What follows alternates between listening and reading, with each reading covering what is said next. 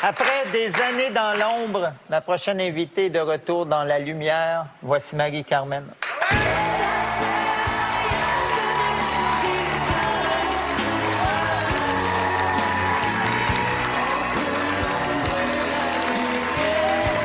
Marie-Carmen, bienvenue à Tout le monde en parle. Merci.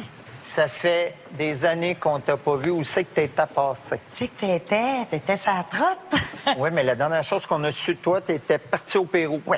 Pour faire de l'aide humanitaire. De l'aide humanitaire. Je suis contente que tu dises pas que j'étais partie être missionnaire au Pérou. En fait, t'es parti de la première position du palmarès, c'est la position du missionnaire.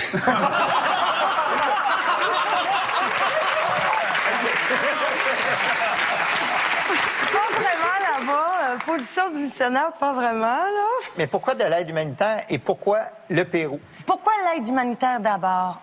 C'est quelque chose qui m'a toujours intéressée, interpellée. Je me suis préparée pendant 2 ans.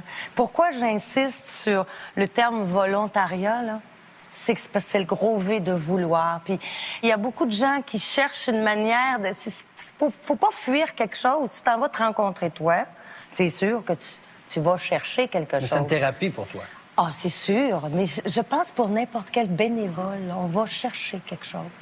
Puis ça, je l'ai compris parce que j'entendais les bénévoles qui m'ont toujours inspiré, des gens dont on parle jamais. Les autres, ils font pas des front pages de magazines, là. Ils disent pas personne. Ils font leurs choses, tu sais. Ces gens-là, dire que c'est pratiquement égoïste. Tu trouves quelque chose à faire ça.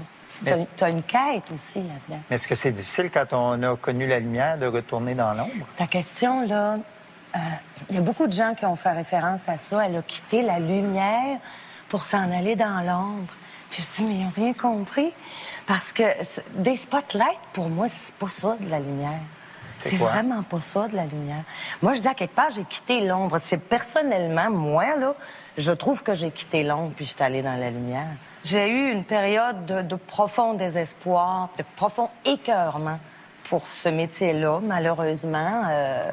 Et puis, honnêtement, j'avais pas envie de le poursuivre si j'avais pas de plaisir. Je peux pas faire quelque chose que j'aime pas, profondément.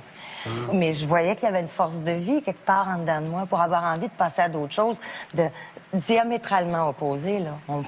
On quitte le merveilleux monde de Disney, puis on s'en va au Pérou dans des hogars, des refuges. Tu travaillais auprès des enfants? Entre autres. Et la première année, je travaillais dans un petit hôpital. Je mangeais là, je dormais là, je vivais là, je travaillais là. Alors, une 50aine de patients. Ça peut aller de petits bébés très malades jusqu'à des personnes âgées. Il y avait des tuberculeux, des sidéens, des gens qui sont devenus des amis et qu'on accompagne et qu'on voit mourir. Tu sais, il y a certains des volontaires qui... C'est cru ce que je vais dire, mais c'est une réalité.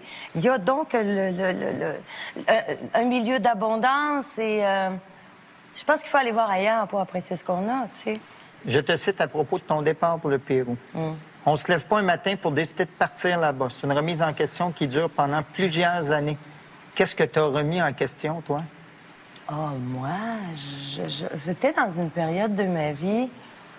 Je venais de descendre bien bas, là. Puis pas socialement, c'est pas ça. C'est pas une descente comme ça. C'était au niveau de mon désir de vivre, ma joie de vivre, ce qui m'a la lumière en dedans de moi, tu sais. Comme une espèce de dépression. Ben, grosse dépression. J'ai pas peur des mots, c'était vraiment ça. Puis bon, tu sais, à un moment donné, tu le nies, soit tu veux pas l'admettre, tu sais, le syndrome de Wonder Woman ou Superman, puis toujours péter des scores. Puis tu portes à bout de bras, tu sais, les rêves des autres aussi, là. Tu deviens un modèle.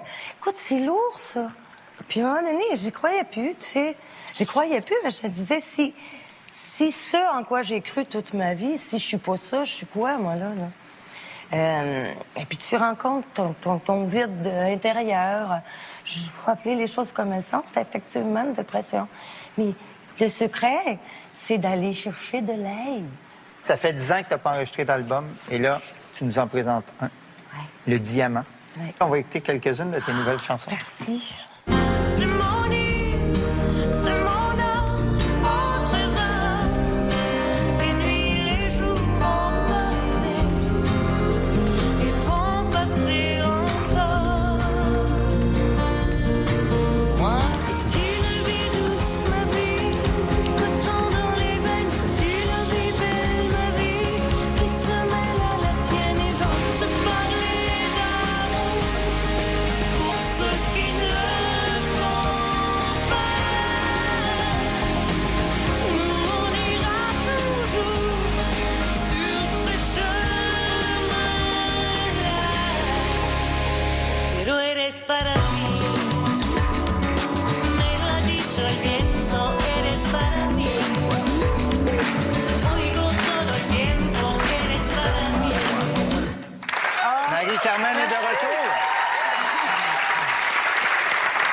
Entre 89 et 98, tu as lancé 5 albums de chansons originales et beaucoup de tes chansons ont été des hits.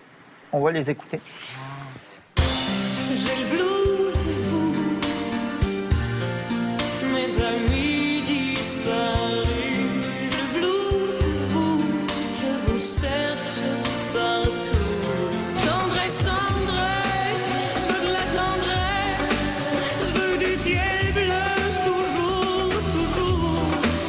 T'oublier, en fermant les yeux, juste un peu. T'oublier, encore l'aigle noir, dans un bruissement d'air, pris son vol pour regagner le ciel. Wow!